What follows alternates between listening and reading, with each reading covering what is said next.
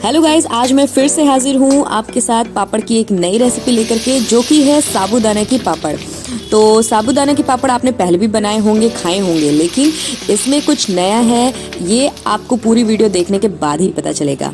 बनेंगे पापड़ एकदम सॉफ्ट और एकदम वाइट, मुंह में रखते ही हो जाएंगे एकदम गायब। तो इसलिए मेरे जैसे पापड़ बनाने के लिए पूरी वीडियो देखिएगा और प्लीज स्किप मत करिएगा। तो चलिए बनाते हैं साबूदाने के लच्छेदार पापड़।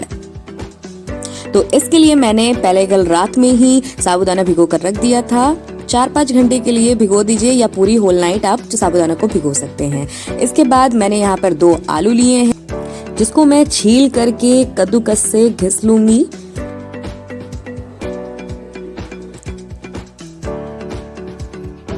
इसके बाद मैंने कढ़ाई में पानी बॉईल करने के लिए पहले ही रख दिया था। तो थोड़ा सा बॉईल आने के बाद मैं इसमें जो ग्रेड करे हुए हमारे जो आलू हैं वो मैं इसमें डाल दूंगी। इसके बाद जो हमारे साबूदाने थे, जो रात भर मैंने इन्हें फूलने के लिए रखा था, तो उन्हें मैं इसमें डाल दूंगी। अब इसे अच्छी तरीके से चलाते रहेंगे, चलाते रहें इसलिए क्योंकि ये कढ़ाई में चारों तरफ से लग ना पाए। इसको चलाते रहेंगे, तो इसको चलाते रहेंगे। ये देखिए, ये इसकी कंसिस्टेंसी इस तरीके से बन गई है। इसको चलाना इसलिए है क्योंकि ये कढ़ाई में साइड साइड से जो बन जाता है, ये बन ना पाए, इसलिए इसको चलाते ही रहेंगे। तो ये देखिए, ये जो हमारा बैटर है वो बन करके रेडी हो चुका है। अगर आपको ऐसा लगे कि जैसे कि ये जम रहा है और इसमें पानी कम है, तो आप इसमें अलग से पकाने की इसकी जो प्रोसेस है वो करीबन 15 मिनट तक चलेगी। और इसके बाद हम इसमें स्वाद अनुसार नमक डालेंगे। स्वाद अनुसार का मतलब ये है कि हमें हल्का ही नमक डालना है। जैसा कि मैं अपनी हर वीडियो में आपको बताती हूँ कि नमक हम कम ही डालेंगे, क्योंकि पापड़ को सूखने के बाद उसमें जो नमक है वो ज़्यादा हाईलाइट हो जाता है। इसके बाद मैंने यहाँ पर हरी धनिया डाला है। अगर आप चाहो तो इसे स्किप कर सकते हो। इससे क्या होता है, इसका जो टेस्ट है वो और भी ज़्यादा इन्हांस हो जाएगा और देखने में जो हमारे पापड़ हैं वो बहुत ही ज़्यादा प्यारे और बहुत अच्छे दिखेंगे। तो ये जो हमारा जो बैटर है वो ऑलमोस्ट रेडी हो चुका है। तो अभी मैं इसे एक बॉयल आने तक और पका लूंगी अच्छे से। और देखिए, हमारा जो बैटर है वो देखने में कितना प्यारा लग रहा है, कितना अच्छा लग रहा है, टेस्टी लग रहा है। तो ये देखिए, जो हमारा बैटर है वो रेडी हो चुका है और इसकी कंसिस्टेंसी इस तरीके की है। आप कलछी से ऐसे उठा करके देख सकते हैं, तो इस तरीके से इसको बहना चाहिए। अगर ये इस तरीके से फ्लो इसका हो रहा है, तो इसका मतलब जो हमारा बैटर बना है ना, वो एकदम करेक्ट है। देखिए, जो साबूदाने के जो दाने हैं वो भी खिले खिले से इसमें दिखाई दे रहे हैं। हमारा जो बैटर है वो एकदम अच्छे से बन चुका है।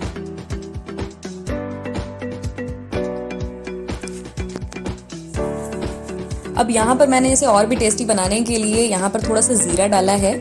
और ज़ीरा हल्का ही डालिएगा, क्योंकि एक पापड़ में 1-2 अगर आ जाते हैं बनने पर तो बहुत है, तो इसलिए हम कम ही ज़ीरा डालेंगे।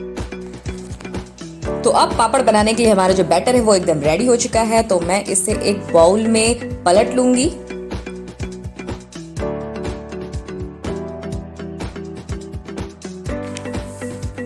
तो अब मैं आ गई हूँ धूप में। तो यहाँ पर मैंने सेलोफिन बिछा ली थी। अब मैं उसे कपड़े से अच्छी तरीके से पहले भी पोंछ चुकी थी, मैं वापस से एक बार ही पोंछ लेती हूँ। हमारे जो पापड़ हैं वो खिसखिसाने नहीं चाहिए, मतलब धूल मिट्टी उसमें ना जाने पाए, इसलिए कपड़ा साथ में ही रखेंगे।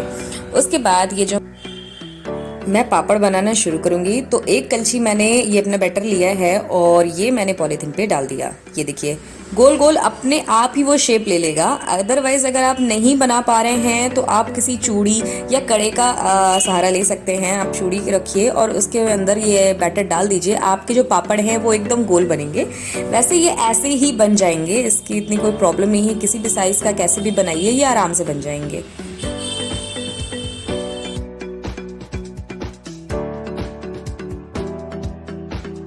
तो ये देखिए, हमारे जो पापड़ हैं वो बन करके हो गए हैं एकदम तैयार। तो इन्हें हम सूखने के लिए छोड़ देंगे। मैं जैसे अभी सुबह 11 बजे बना रही हूँ, तो ये शाम तक ये एकदम सूख जाएंगे, क्योंकि ये पापड़ पतले भी बने हैं, तो ये एक दिन में ही सूख जाएंगे। तो ये हमारे जो पापड़ हैं बन करके एकदम रेडी हो गए हैं, सूख भी चुके हैं। तो अब इनकी जो बारी है वो है फ्राई करने की। फ्राई होने से पहले मैं आपको एक पापड़ बहुत ही प्यार से दिखा रही हूँ। ये देखिए, पूरे ट्रांसपेरेंट एकदम पापड़ बने हुए हैं। धनिया और जीरा साफ साफ दिखाई दिखाई दे रहा है। देखिए कितना बाजार जैसे पापड़ होते हैं वैसे ही साबूदाना का पापड़ है। इसमें साबूदाने के जो दाने हैं वो भी एकदम क्लियरली दिख रहा है। तो ये पापड़ आपको डेफिनेटली पसंद ही आएगा। तो चलिए इसे फ्राई करके दिखाते हैं। तो मैंने रिफाइंड ऑयल लिया था। याद रखिए जो वाइट पापड़ अगर आप चाहते हो कोई भी पापड़ हो तो उसे रिफाइंड ऑयल में या घी में ही फ्राई करिएगा, सरसों के तेल में फ्राई नहीं करते हैं। ठीक, तो ये हमारे जो पापड़ हैं ये बनकर के रेडी हो गए हैं, फ्राई भी हो गए हैं। तो अब आप इसे एक एक करके फ्राई भी करो और खाओ अपने अपने घरों में, और मुझे बताइए कमेंट सेक्शन में कि ये आपको कैसे लगे। तो हमारी पूरी जो रेसिपी है बिना स्किप करे लास्ट तक देखिएगा। अगर ऐसे पापड़ अगर आपके बन गए ना तो प्लीज मेरी वीडियो पे वापस से जाकर के कमेंट भी कर दीजिएगा और लाइक भी कर दीजिएगा। अगर मेरे चैनल को सब्सक्राइब नहीं किया है ना अभी जाकर के सब्सक्राइब कर लीजिएगा, क्योंकि मैं पापड़ों की नई नई रेसिपी डालती ही रहूंगी जब तक आपकी होली हो नहीं जाती। आप अगर ये पापड़ अपने घर में बना रहे हैं तो पक्का इस बार मैं गारंटी देती हूँ कि आपके घर में जो भी गेस्ट आएंगे वो आपकी तारीफ करके ही जाएंगे। तो बहुत ही एक ही कटोरी में आपने ढेर सारे साबूदाने के पापड़ बना लिए हैं। इसमें और क्या चाहिए, पैसे भी बचेंगे और तारीफें भी बटोरेंगे। तो चलिए हमारे जो पापड़ हैं वो फ्राई होकर के हो गए एकदम रेडी।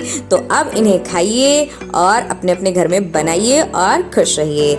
इसी के साथ हैप्पी होली इन एडवांस। तो चलिए मैं आप ये पापड़ को एक बारी तोड़ करके भी दिखा देती हूँ, क्योंकि ये बहुत ही ज्यादा सॉफ्ट बने हुए हैं।